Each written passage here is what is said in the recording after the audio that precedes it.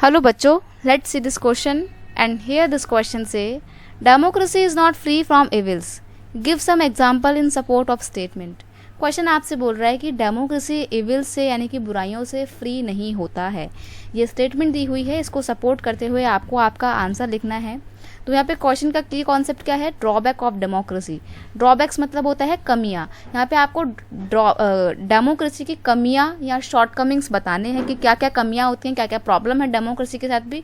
हर चीज़ अच्छी नहीं होती है, कुछ बुराइयाँ भी होती हैं। तो डेमोक्रेसी की भी कुछ बुराइयाँ हैं। सबसे पहली बात, democracy is based on electoral competition, it leads to corruption.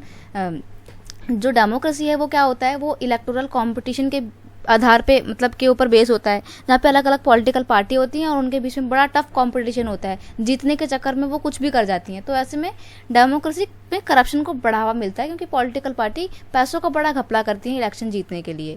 Next है the decision making process in democracy get delayed as so many people have to be consulted. अब डेमोक्रेसी में कोई भी जब डिसीजन लिया जा रहा होता है तो ना, वो जो डिसीजन होता है वो बहुत डिले हो जाता है। डिले इसलिए हो जाता है क्योंकि वो बहुत लंबे प्रोसेस के पाथ से निकल के आता है। जैसे कि कभी भी कोई अगर बिल को पास कर रहे हो तो आपको पहले लोकसभा में पास करना पड़ेगा, फिर राज्यसभा में पास करना पड़ेगा। हो सकता है कि इसमें से कोई सा एक सदन जो है उसको कैंसिल भी कर दे, तो दोबारा से वो सेम प्रोसेस फॉलो करेगा। इन दोनों से पास होने के बाद वो फिर प्रेसिडेंट के पास जाएगा। हो सकता है प्रेसिडेंट मना कर दें तो फिर से उसको सेम प्रोसेस दोबारा फॉलो करना पड़ेगा। तो ये सब चीज़ें क्या करती हैं, डेमोक्रेसी में डिसीजन को बहुत ही लंबा बना देती हैं, डिले कर देती हैं। तो ये एक बहुत बड़ी कमी है।